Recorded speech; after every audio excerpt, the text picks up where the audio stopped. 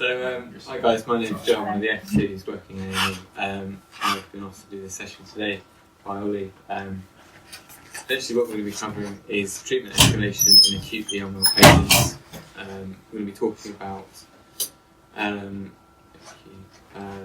what we can do for patients when standard ward-based care is not appropriate to meet their clinical need. I'm going to talk about the different modalities of what we can do in certain situations, when we might escalate care and who we escalate to. Some patients are not going to be suitable for escalations of care. You probably already know this having worked here already, and a lot of the themes that we touch on will include kind of like critical care kind of things, but the focus of the session is not to focus and get too bogged down in that, it's just to know what's available and when we might use it. So, that was supposed to animate so that it came on slowly, but are you guys familiar with the levels of care that we can offer in an acute hospital trust? Yeah? Have you heard of it before? Yeah, okay. So at this hospital we've got single organ support areas for different kinds of patients. Do you know you've worked or heard of any of these areas before? RSU? Yeah, exactly. So RSU is where we provide respiratory support for patients who need escalation of care. Any others? Coronary care. Coronary care, yeah. And also the dialysis unit for people who are patients who need renal support. So, does anybody know the subtle differences between, well not subtle, but any of the differences between ITU and an HDU area? Like how many nurses are assigned to each patient? Yeah, exactly. So in an HDU area, so RSU, for example, there would tend to be 2 nurses per patient. Sorry, 1 patient and, I said the same thing again. You'd have 2 patients and then 1 nurse looking after both of them. In ITU, it would be a 1-to-1 ratio. So, we're going to talk about different levels of escalation of care. I'm going to go through it in an A to E fashion because I think it's a fairly logical way to start. So, we're going to start with the airway. Do you know which kind of patients might need escalation or airway support? Just any patients that you might come across? Patients with burns? Yeah, exactly. So burns are sort of like a mechanical obstruction to the airway which might need support. Reduced consciousness? Exactly, yeah. So lots of patients, for different reasons, will have reduced consciousness. So I've broadly split this into a couple of categories. Sorry?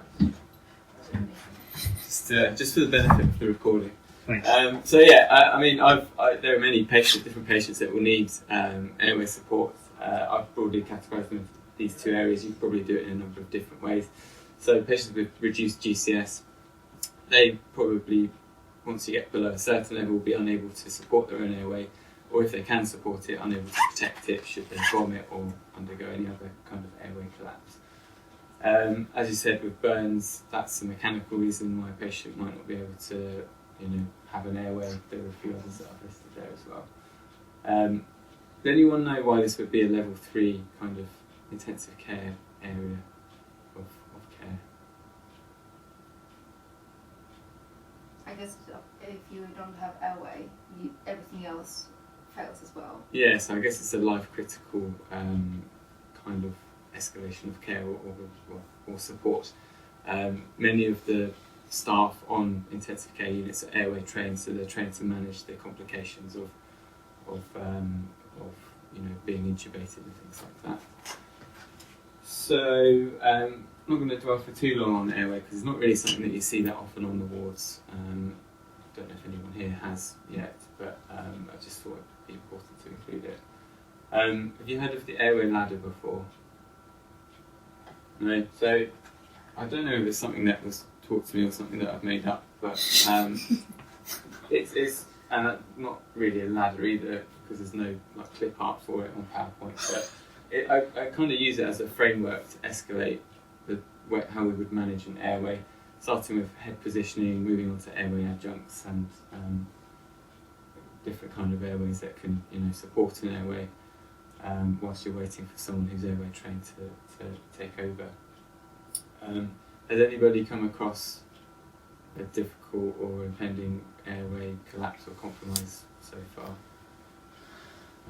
Me neither, to be honest. I've stuck a few MPs in, probably what the most have done. Okay, With seizing patients are probably quite Yeah, so or seizing cardiacs, patients, right? cardiac arrests, things like Yeah. that, might consider this. If you have a concern that a patient has an airway problem, it's pretty important to get hold of someone who's airway trained, even if you're not sure, usually an anaesthetist or intensive care doctor. You can do this at this trust if you're really worried by doing an arrest call, or you can fast bleep them using 5555 via switchboard. Any questions about that before we move on? No? Cool. So breathing is probably the most common area that you'll probably come across patients that will need an escalation of their care. As I said, as we did before, do you know any patient groups or patient types that might consider needing this? They're not managing on the ward with what they have. Respiratory failure. Yeah, Patients with exactly. COPD. Perfect. Yeah. Yeah, exactly.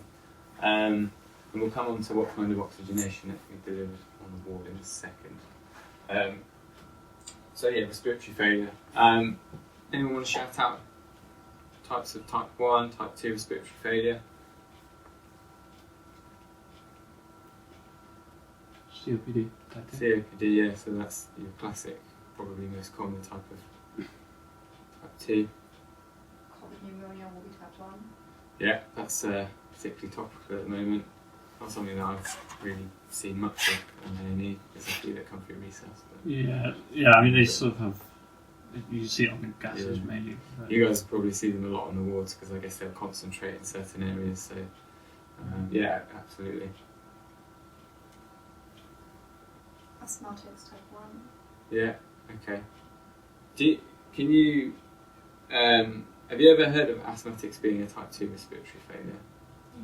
Yeah, so patients with asthma can be a type 1 during an early exacerbation. If it starts to get more life-threatening, they can enter to type 2 respiratory failure. Fine, so yeah, it's those are the two that I've come up with. Has anyone seen anyone with obstructive sleep apnea coming to hospitals, or obesity hypoventilation? No, so it's kind of strange. Some people with obstructive sleep apnea can decompensate and they can become pretty unwell quite quickly. They can present with reduced GCS and type 2 respiratory failure. I've seen a couple. The pictures are very loosely linked to the above pathologies. Bradley Wiggins supposedly has asthma, and that's his excuse for potentially doping at a moment in time in the past. And Doc Cotton is, in EastEnders, rarely seen without a cigarette in her mouth.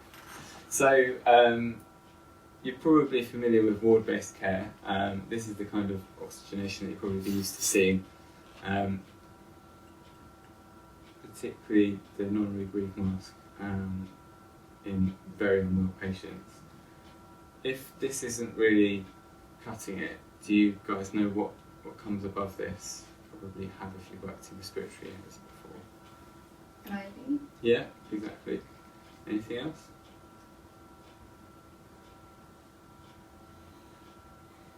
Then you can have airway adjuncts, but More focusing on breathing. You might, CPAP. yeah, so CPAP, that would come under the umbrella of NIV. So obviously with non-invasive ventilation, you can give patients invasive ventilation. And then there's also Optiflow, which is high flow nasal oxygen, which is delivered in respiratory support unit. Don't know, or don't think they actually use that for COVID patients, but I might be wrong. it changed, didn't it? I don't spend much time in the wards like you, so have you seen any high flow? There's a lot of back and forth because it's basically like gentle CPAP, isn't it? With a high oxygen concentration. Yeah, I'll talk about that in more detail in a second. So obviously you don't just put people on escalated care immediately. You always want to try best medical therapy first with the types of oxygenation that we can deliver on a water-based setting. But these are a couple of reasons why you might think about stepping it up. So if a patient has worsening type 2 respiratory failure despite a Venturi mask or a non-rebreathe in type 1, then you can consider seeking advice for escalating that. Optiflow is basically a wider bore nasal cannula. You know how on a nasal cannula you can only really give up to 4 or 6 litres before it starts to bottleneck. These are much wider and they give humidified oxygen, which I believe is aerosol generating. Yes. And you can give up to 70 litres of oxygen. This is really useful in type 1 respiratory failure. I used to work on level 11 on RSU, and we'd see it for patients with pneumonias and things like that. Any questions about Optiflow? So it's coming back to me. I think Optiflow, one of the reasons that it went out of fashion a bit at the peak of COVID was that the hospital only has capacity for about 300 litres a minute of oxygen delivery. So it's very oxygen intensive, as you can see. So if you have, you can do the maths, what's it, 50 patients or something like that, you could get away with. I think we're also limited by the number of machines that we have. I think ITU have some and RSU have some, but I don't think there's many more than about pre-pandemic. There were only about 4 or 5 machines, I think, in the hospital. Would you rather use Optiflow rather than NIV for pediatric patients? So Optiflow is actually designed for paediatric patients. I think because the masks for CPAP can be very difficult to tolerate. This isn't a tight-fitting mask; it kind of just clips on around the nose. I think neonates is where this was. It was invented for neonates. So yeah, absolutely. So NIV we've already talked about. We touched upon that. You said BiPAP, NIV, and CPAP. Do we know what the difference between those and what are the different indications for each one? No? I think BiPAP, it keeps your airways open sort of on inspiration and expiration. Is so by positive pressure, right? So that your airways don't fully collapse. Yeah, so the last point that you made is exactly what we want to use it for. So it's for patients with type 2 respiratory failure. It delivers an expiratory positive pressure into the lungs, which, as you say, stops your alveoli from collapsing. That allows better ventilation of carbon dioxide and allows it to wash out more easily. So very useful for type 2 respiratory failure patients. CPAP, on the other hand, gives a continuous positive airway pressure, and it doesn't vary in the inspiratory and expiratory phase. It's used in patients with obstructive sleep apnea and as well patients with pulmonary edema, because I think the proposed mechanism is that it helps to push the fluid in the lungs back into the circulatory system and prevents the accumulation of that. I don't know if that's a confirmed mechanism, but that's how it's proposed to work. More recently, it's used for COVID-19. I'll send these slides out, but in the footer of these slides, there's a link that explains how it works in that setting, or how it supposed to work. And Rosa Horton, I think, one of the respiratory nurses, she did a great video, which I was going to do as well. Which was like not actually setting it up, like cool. pressing the buttons. Yeah. I think by giving a continuous flow of air, it allows the alveoli to recruit and maintain open, allowing for better ventilation of the lungs. Okay. Any questions about NIV? So I think you probably see this most often in the respiratory ward setting as BiPAP. There are a lot of patients with COPD exacerbations who come in and require this. There are a lot of patients who have this at home as well, so they have home NIV machines. It can be very useful to sort of tide patients over whilst medical treatment, steroids and antibiotics are setting in. Does anyone know why you would avoid using NIV? Is there any risk of them having like a lung injury? Yeah, excellent. Yeah. So you don't want to shove air down into the lungs if you've got a good reason not to. does it mean that it will be contraindicated in ARDS?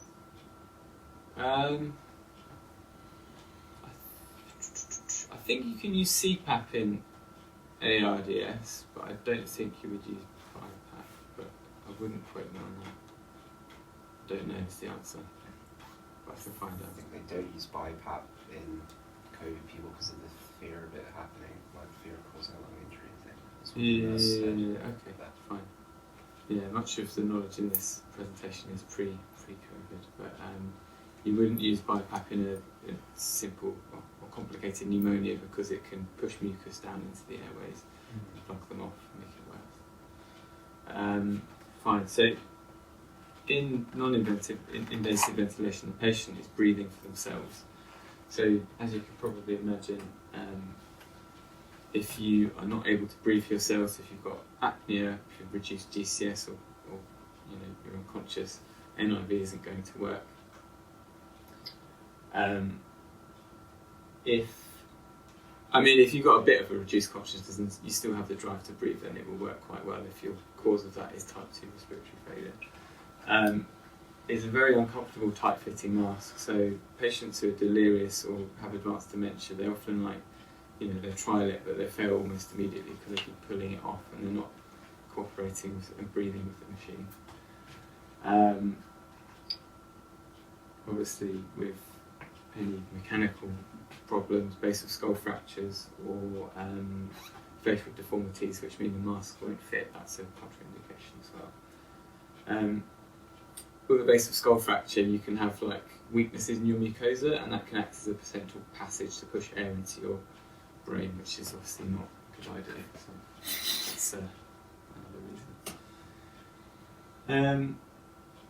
Fine. So invasive ventilation. This is really good way of delivering a very high concentration of oxygen to the lungs, because it's essentially a sealed circuit. So whatever you put in is what gets to the lungs. There's no, you don't lose any through the mask. This is delivered via endotracheal tube. That endotracheal tube is generally used to secure an airway, but it also acts as a passage for invasive ventilation. So as we said, high delivery of oxygen, very useful in type 1 respiratory failure. If the patient has type 2 respiratory failure, you can adjust the settings with regard to the respiratory rate, expiratory phase, and you can kind of tweak around and you can manipulate the amount of carbon dioxide, therefore, that they're breathing out.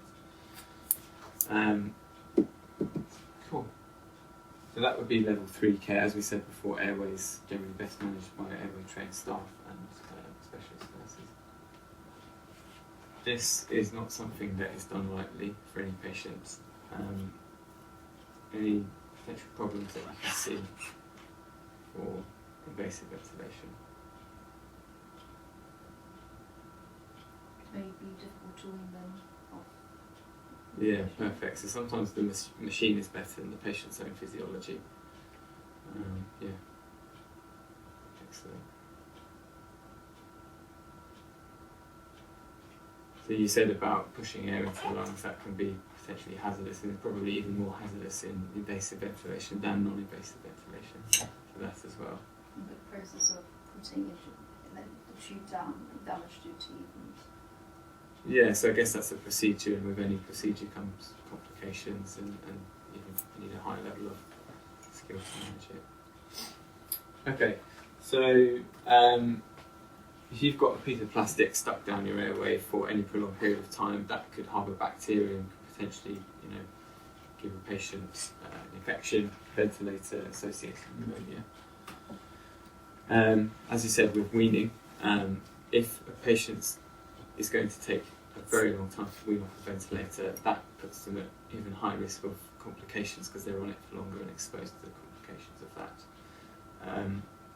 So yeah, that's a good one.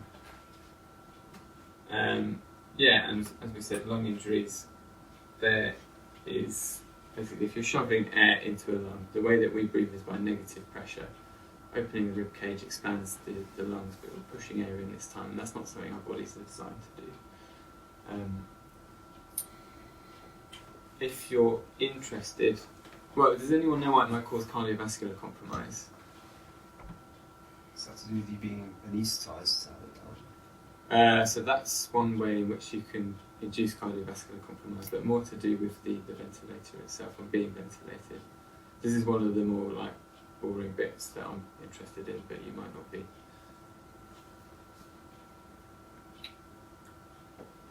Do you get reduced preload or something because you Yeah. get it abnormal? Yeah, hang on. Yeah, so, sorry, carry on. Uh, You were. Well, I mean, normally when you breathe, you like your chest expands, and then when you breathe out, it goes down, and then the preload is. Yeah. Yeah, so yeah, exactly. So if you put positive pressure in through the lungs, you increase your intrathoracic pressure. That will put pressure on the IVC and slow the amount of blood returning to the heart, therefore reducing preload, as you said. And if a patient's got heart failure, that can reduce the amount, which is already reduced by that, and therefore cardiovascular. So therefore, patients with poor physiological reserve are not likely to benefit from being ventilated because of the complications that can arise. It's also not very pleasant, so some patients might not want it either. Fine, so moving on to C. So if we're not able to meet our patient's cardiovascular needs on the ward, what can we do? It's okay if you haven't heard of any of this stuff before. The purpose of the session is to sort of introduce it to you. Inotropes. Yeah, exactly. So that's one way in which we can, yeah. Excellent. So that's kind of what I was going for. Inotropes and vasopressors. Do you know the difference? Doesn't matter if you don't. So an inotrope will improve the contractility of the heart to bring about an increase in blood pressure. And a vasopressor will increase your systemic vascular resistance. There's an absolute ton of drugs that they use, each of which has a different mechanism of action and are used in slightly different situations, but it's not important to learn any of these or one of them, it's just to know that they exist, and that's something that patients may benefit from. So I've already put the answers on there, so I'm not going to quiz you on them. Any problems with giving patients inotropes or vasopressors?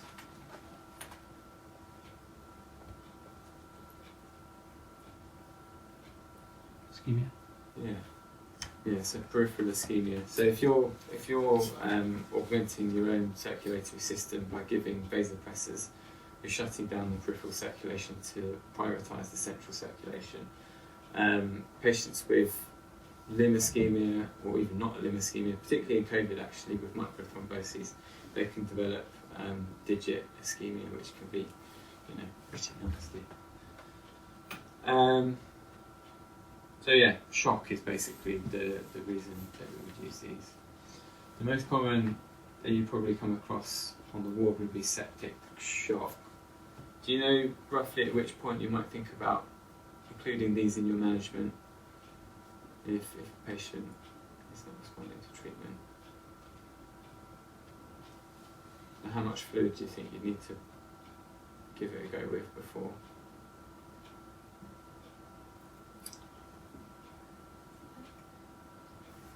Three boluses or 3 litres or something. Yeah, well, they're about, obviously every patient will differ depending, but around 2 litres is when you need to start escalating, speak to your boss, your registrar, and then, that, it's always best to get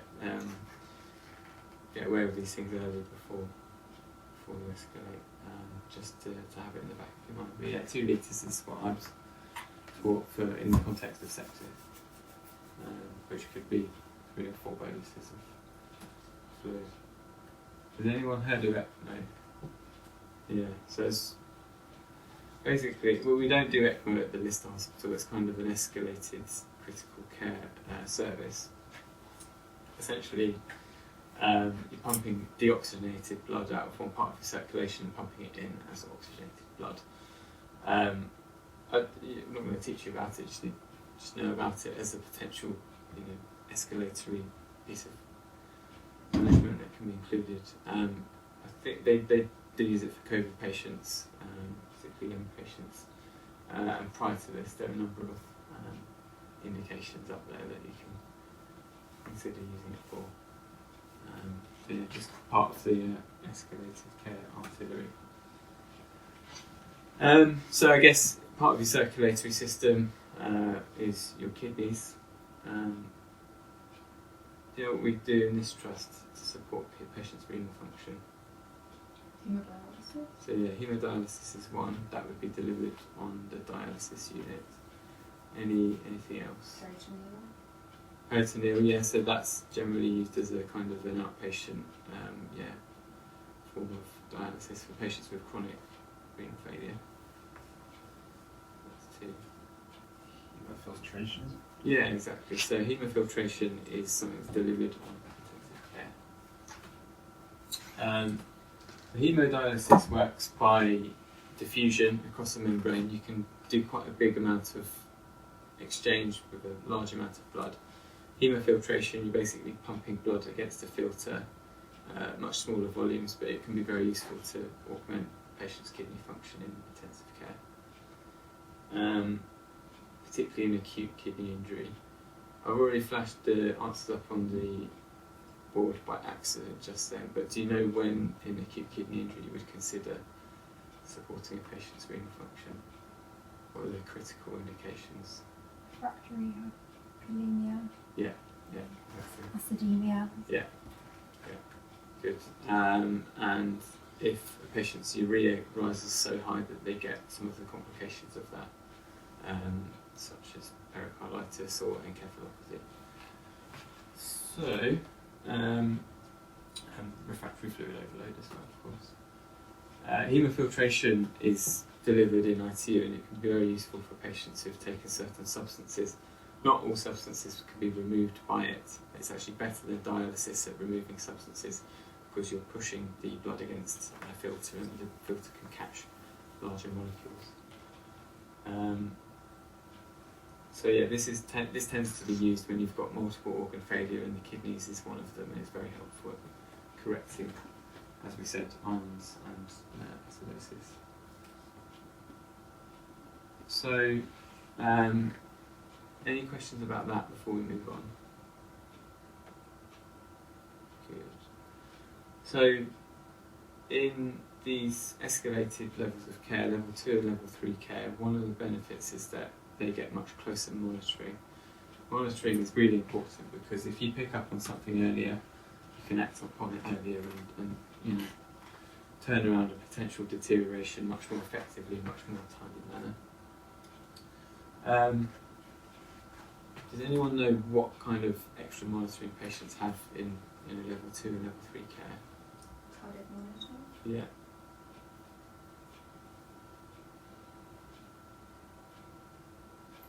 So serial blood gases. Yeah, so you can do much more frequent blood gases. Talk about that in more detail in a second. Monitor like the blood pressure essentially. Yeah, exactly. So those two tie together in a line. In more ways. Yeah, in a line, and that's a pun as well. So, yeah, so an arterial line. We'll talk about that in a second. Anything else?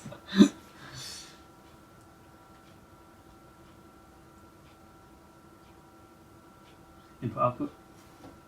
Input output, yeah. So patients in, you can do this on the wards, but patients in level 2 and 3 care will often have their fluid input and output measured much more strictly. Patients will often be catheterised, and this will be measured hourly. They usually have big charts in ITU that measure this every hour. Can you measure sort of preload and afterload, like if you have Yeah. So you can do it. I'm not going to talk about the more detailed ways in which you do that, but you can certainly do that indirectly using central venous pressure. Yeah.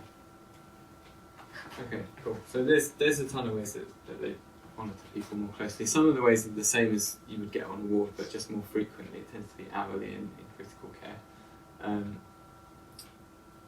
mean arterial pressure can be measured with the arterial line, and that also allows you to get more frequent blood gases. We'll talk about central venous pressure in a second. So we've already talked about arterial lines. Essentially, this is a line that's inserted into the radial artery most commonly, and it basically has a transducer on it, which will tell you the amount of pressure in the radial artery, which is a proxy for the afterload. This line has access to it, so it's basically a tap that you can turn on. You can use it to fill up gas syringes. So rather than repeatedly puncturing the patient's wrist, you can get easy access to that. You don't really get that on critical care. I think it's more of a maintenance and skill base that intensive care nurses have. With the central venous line, do you know what the benefits are other than just measuring central venous pressure? Can you give drugs? Yes. So Inotropes and yeah. So some medications can't be administered peripherally because they can cause irritation to the veins, and the amount of time it takes to get to the central circulation can lessen the effect. Yeah. What are some examples of those drugs? The inotropes, high concentration of ions like potassium,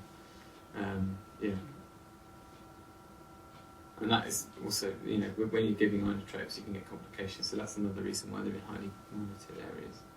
Can you also give larger volumes? So because of the length of a central venous catheter, they can be about this long. I don't know how long that is, it's just an estimation, but compared to a catheter which is this long, because of that length, the actual flow rate is limited, and there's a law in physics which Ollie's very fond of. We talked about it yesterday. It's divided by. Yeah. That sounds awesome. So I think there's Didn't take us long to crack out the law. Yeah. So that can limit the flow rate as well. Yeah. So with a shorter peripheral access, you can actually get high flow rates.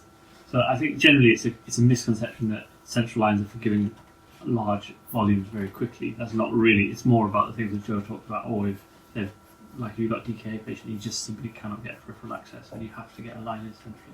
Might be another reason. So with these lines, they often have multiple lumens. Some of them have up to 4 or 5 lumens. So again, rather than having a cannula for each medication, some of which can't be mixed, so you can give, and they're staggered along the length. So one of them might start here, another one might start here, another one might start here. You can give inotropes, fluids, antibiotics, as well, all at the same time through a single line. You can also get samples from them, which is also very helpful. So you can sample venous blood without having to, again, have your patient. Cool. Any question about those two kinds of monitoring and treatment modalities? We'll move on. Talking about preload, this is another bit that I probably find more interesting than you. If a patient has a really high central venous pressure, that might be an indication that their heart's not doing enough to clear it, and therefore you can use that to stratify your fluid administration. Cool. So I didn't really want to just come and talk at you about these concepts without putting them into real life context. I don't think that would be that useful. So I'm going to talk about a couple of cases. One is based on a case that I saw when I was an F1, and the second one is based on an amalgam of, I guess, classics, which you'll probably come across. So the first one is a 26-year-old gent who's got some respiratory symptoms, and he's come in, and these are his observations. So I want you to just have a quick glance at those. And think about what your management and investigation strategy might be for this gentleman, and just shout out a few answers. Sepsis 6. Yeah, perfect. So he's displaying the signs of sepsis. So I guess that we won't labour that point too much. You're going to do a few things, get a few investigations. which I put up here. So I'd like you to interpret these and come up with a diagnosis in your head and any complications that may have arisen from this diagnosis.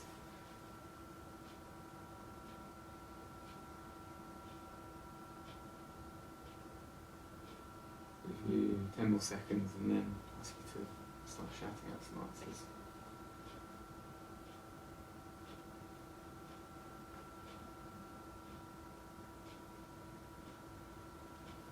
Okay, so what's going on here?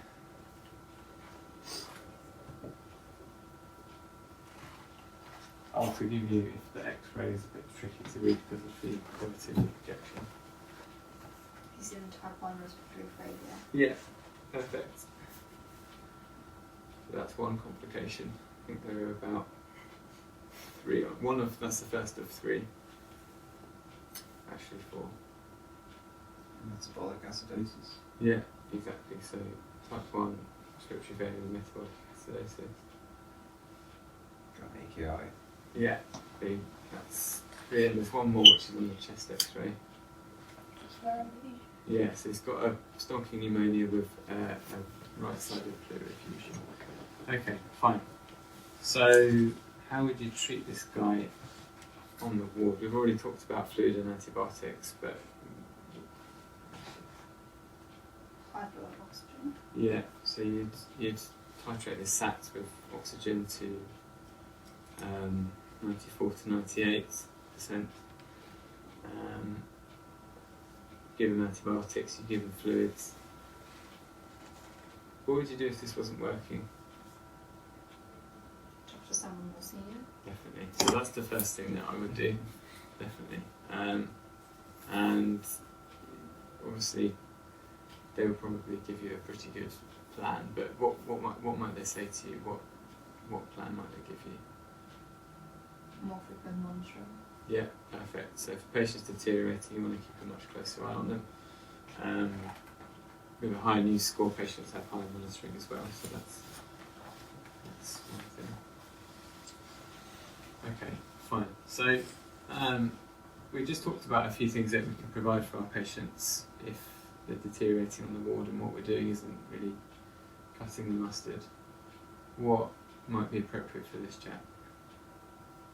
Saying let's say his SATs were still high 80s or low 90s, his blood pressure wasn't coming up with 2 litres of fluid. What might you consider? I'm going to call ITU. Let them know about him. Yeah, so you might want to call ITU. Do you know how might you do this? Well, you get CCOT. CCOT, yeah, excellent. So I usually give this talk to medical students and then tell them about CCOT at the end because they might not have come across it, but you probably will have having worked here, definitely. The CCOT are a really good interface between the ward and higher levels of care. Perfect. So let's say, yeah, we'll take him, we'll treat him. Looks like he's not getting any better on the ward. What kind of therapies that we've talked about might he receive? High flow oxygen to Yeah. maintain SATs. Might think about the filtration for the AKI. Yeah. Maybe a candidate for backbone. Yeah, for CPAP though. But yeah, so he might be, yeah, it depends what the cause of his pneumonia is. If it's, pre-pandemic bacterial pneumonia, maybe not, but COVID pneumonia, absolutely. Do you guys tend to know what COVID pneumonias look like on chest X-rays? It's sort of patchy peripheral, bilateral. Yeah, I see those are probably the 3 main ways, aren't they? Yeah. So if it was on one side, I think I would almost, like, COVID would be way down for me. That said, obviously you can get a bacterial complication of a COVID pneumonia. Yeah. This is something I read on Twitter, so don't quote me on it. And it's probably going to be immortalised by this recording, but I've read that pleural effusions are much less common in COVID pneumonia. Also, probably his CRP wouldn't be as high. Yeah, so I guess different modalities of inflammation. Okay, fine. Yeah, excellent. That's pretty much it. So this guy is a real life chap, and I met him when I was working on respiratory during my F1 year. They trialled him on Optiflow. It wasn't working, so eventually he was intubated. and ventilated for some time. I think it was about 5 days. He had a drain put in for his pleural effusion, and gradually he improved. He had some fluid therapy, which obviously didn't work. He was given inotropes, which we didn't mention just then, and hemofiltration. So this guy was a really good candidate for receiving all those treatments because he was young, didn't have any comorbidities, and he recovered well. So, Did you speak to CCOT when that was launched? did I speak when to you were on the ward? Yeah. And he wasn't responding to the ward. So I met this guy when he was already stepped down from ITU. So okay. I was working on RSU and the respiratory ward. So I kind of retrospectively Right. recorded this case and remembered it because you don't often see young people with this kind of pneumonia. You do see it, but it's much less common. So it kind of stuck in my head, and he was exactly the same age as me at the time. So that's why I remembered it, and I thought it would be a good one to talk about. But yeah, I've spoken to CCOT for similar kind of situations. CCOT are constantly monitoring the hospital. They look at any patient that's got a new score higher than 5 as a sort of rule of thumb, so they will routinely come down to review those patients. Do you have to call them, or will they just come down if they see? It depends how quickly they've deteriorated. So if it's just happened and you're the first person to pick up on it, then I would probably call them first. If a patient has deteriorated an hour ago or something, they might well have picked up on it. And they tend to rank patient. Their list is ranked by news score. So if it's particularly high, probably more likely to notice it rather than the ones that go up. 5 is not that high, so some patients get lost in the 5, the sea of 5s. Because it used to be 6, but they changed it. Is that right? Yeah. I would say always call them because you don't know whether they know, and you'll find half the time they're like, yeah, we already know we're on our way. The only reason I wouldn't call them is if they were already there. Yeah. In case. And it's a really calming presence as well because they just literally that's all they do, 12 hours a day, day in, day out. So they just they don't even bat an eyelid. Cool. So from August, are you guys going to be working at this trust, any of you? Yeah. All of you?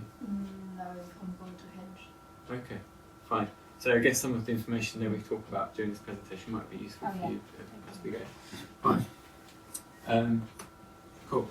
So this one is, as I say, a classic. If you just read through this slide, there's an 88-year-old lady with COPD who's coming with ineffective exacerbation.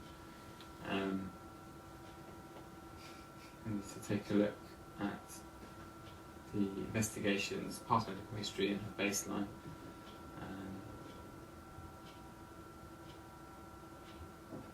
And tell me what you would do for this patient. And also report back on the EBG, that's probably. Have a look at her ceiling of care and whether she is Very good. CPR or not. Very good. So we can tell that you've already been working. So, yeah, good. Good. So, as I say, I usually give this presentation to medical students who may have not come across this kind of thing before. But, yeah. So, absolutely perfect. So this lady's got type 2 respiratory failure. What would you do before making a definitive decision on her care?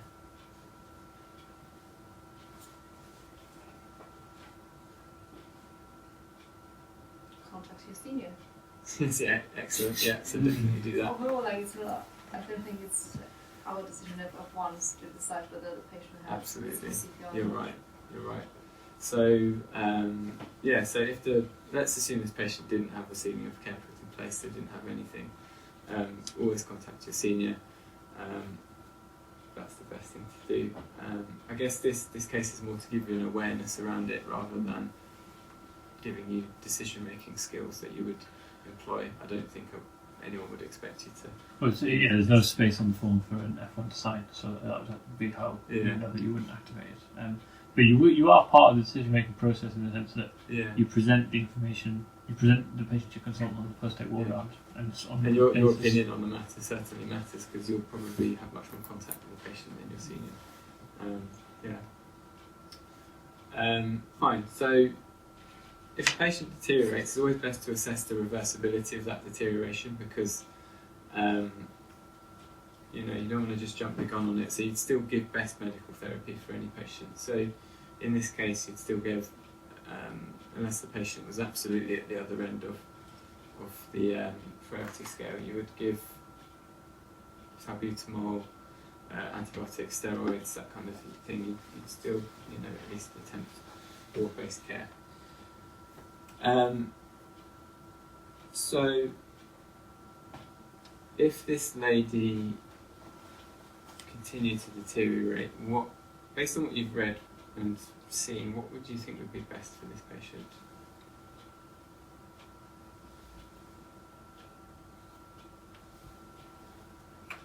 In terms of escalation. I'm not sure how good a candidate she would be to go to ITU just because of all her comorbidities and everything seem very Yeah. reversible. Yeah. Well, it depends on what you see when you go there, but Yeah. Good. So she's going to be at very high risk of complications from things like intubation, inotropes. She'd probably, if she picked up infection, her physiological reserve would be very low. Getting her off the ventilator would be very tricky indeed because she's got advanced COPD. So yeah, absolutely. I don't know what her ops were and I don't remember it, but if it was something like heart related, probably and if the cost was heart related, probably she wasn't given a candidate for HDU because it's her reserve is so low. Yeah, so she's got advanced comorbidities and her, those are not going to be reversible, so the deterioration is probably, if you can't manage it with ward-based care, then you're probably not going to be able to manage it anyway. Being in these areas is not very comfortable at all. Constantly being monitored, having a tube down your throat is pretty horrendous from patients that I've spoken to. If she was a bit less frail, if she still had a good quality of life, let's say she wasn't bedbound, she was able to get up and walk about, what might you consider? an IV. Yeah, so some patients with a better baseline will benefit from NIV. That said, a lot of them don't tolerate the tight-fitting mask, particularly if they're delirious or have advanced dementia. So in that case, I guess we've kind of been moving towards, sometimes it's better to change the focus of care on keeping her comfortable rather than actively treating her. And that is something that I've come across, I don't know about you, Ollie, but when I was doing ward cover at nights, that was a very common call to the ward, a patient with advanced comorbidities who's gone into respiratory distress, deteriorating very quickly. Yeah, it's one of the commonest things you'll see as ward cover, I'd say. Yeah. But as I said, there's not, unless a decision's already been made on it, I don't think you'd be expected to make any kind of decision on that. It's more just to be aware of the process and feedback to your seniors. So John's got a question there. For a scenario like this, if you came and assessed her and then she had like a TEP in place that said not for blah blah blah, Yeah. at what point, say this is like 3 in the morning, would Yeah. you sort of let the next of kin know at that point, or do you sort of wait till the morning? It depends on timing, which is notoriously hard to predict. I think if there's any doubt and you think they could go off pretty quickly, then definitely would be a good time to inform them. Okay. The nursing staff tend to do that out of hours because in my experience, I've often had multiple tasks on the list and sort of just been running back and forth. Yeah. Yeah, I've just seen a couple of cases where the family weren't informed, and I didn't know whether that's because the night team sort of handed it over for the morning team to relay it on, or whether, I don't know. It depends on the trend which the patient's following. So if you think that they're probably in the last couple of days of the end of their life, then that is something that might be better coming from a team that knows them. Mm-hmm. If they're going to die in the next couple of hours or so, or if you think they might, then that's probably a good time. Or you could even imagine it right? Because it's a disaster if you fail to inform the family and give them a chance to say that. So like, I think we've all got different ways of dealing with it. I've probably got quite a low threshold for calling families. Yeah. And I'd say generally, I don't think I've ever had somebody be annoyed at me for calling them in the middle of the night because I want to know about them. I mean, what would you think? I've had them be annoyed if the patient's then gone on to survive the next week or so. They keep calling us in at night. But yeah, it's better to be. Yeah. Sometimes they'll deteriorate so quickly that you can't even get in contact with them by the time it's happened. I suppose it's a bit tricky with everything going on at the moment because then the rules for visiting and stuff, like they might not have seen them for ages. So. Absolutely, yeah. I think found that hard. Checking the notes is a good thing because they might have had a long chat like a few hours ago and they might be on they might be in the picture about where things are going. Your registrar will be in a very good position to sort of read the situation if you haven't come across many cases like that, I think. Definitely. Fine. So, yeah, so that's pretty much what we talked about here. So the practical side of it, we talked about these things. We talked about CCOT, and we talked about informing our own seniors. That's probably the most common route of accessing an escalation in level of care. Do you guys know of any others more direct to what the patient might need? MedReg. MedReg, yeah. So MedReg is probably the person who takes the bulk of. You can speak to a surgical reg just to keep them in the loop, but they may not feel comfortable managing, a medically deteriorating patient who is under the surgical team. So the MedReg can absolutely help across every single team of the hospital. If you anticipate that you will lose the airway soon, then you just directly call anaesthetist. Yeah, I would. Yeah, if you've got an airway concern about a patient, then you can fast bleep an anaesthetist. So there's usually, I don't know at the moment, I think there's more consultants on site because of COVID, but you can fast bleep an anaesthetic. Has their own acronym, which I'm forgetting. Yes, there is. I've forgotten it too. There's a team at the moment for rapid response intubation, I think designed around COVID patients, if they're deteriorating. So yeah, 5555 switchboard, fast bleep, and anaesthetist. If you think the patient's gone to arrest or has arrested, then you can 2222 and then an airway trained staff member will probably be the first person on the scene. Anaesthetics or ITU reg, yeah. So that's,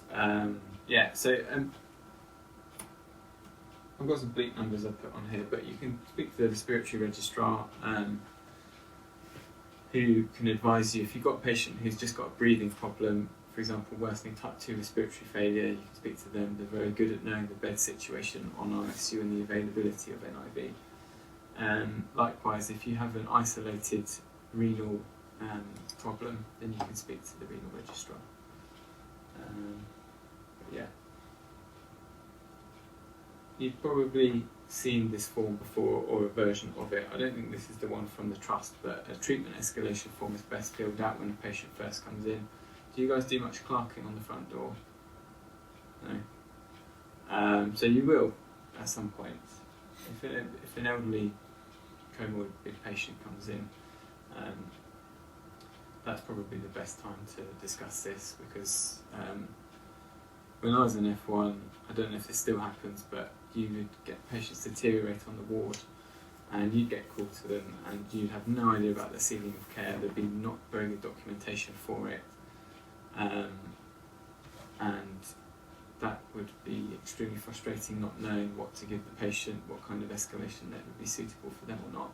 You don't really have time to contextualise yourself with the patient's whole journey through the hospital. So the TEC form is a really good way of capturing that and helping, continuity of care. And the important thing about that is not over-treating a patient. Patients might not want to be, continually stabbed with needles, given investigations that they don't want or need, and if they're deteriorating, they might not be able to communicate that. So on admission to hospital, if you're clerking, it's a good time to you don't have to have the discussion yourself, but you might want to flag up to your senior that this patient doesn't have the ceiling of care put in place before they came in. Cool. So just to summarise, the level 2 or 3 care is suitable for patients who are in single or multiple organ failure and likely to benefit from it. Not suitable for everyone, and it's important to get the right care focused on the right patient to ensure that they're receiving care that they benefit from, whether it be active or symptomatic management. Anyone got any questions about the session so far, or anything else? Working at the hospital, kind of things that you're worried about when you start properly in August. I guess if you're already working, then you probably have troubleshooted quite a lot of this already. So I'm starting on critical care in August, and I'm just wondering what will be expected from me. I don't think much at all, which is probably music to your ears. It'd be a really good opportunity to learn though. I'm quite jealous actually that you've got a critical care foundation job, yeah. So you anything that you do that is helpful will be much appreciated, I'm sure. But yeah, it'd be a really good opportunity to learn about sick and deteriorating patients. What I would probably say would be very good is to go with the outreach team to review sick patients on the ward, so that when you're on the other side of it, you get to, you're good at recognising it and you know what patient needs. Definitely. Whereabouts is that? Hindenburg, so it's in Huntington. Cool. Nice. Cool. Anything else before? Alright, cool. Fine. I've got the slides if anyone wants them, if you find them useful. I've also done a digital version of this, but I probably think this was better than that because it gives you guys an opportunity to answer questions rather than me just talking at you. Yeah, we'll get it up over the weekend. We'll get it out to you guys. Cool. Alright. Thanks for coming. Thank you. Hopefully it was useful, and probably see you around in August. Cheers guys.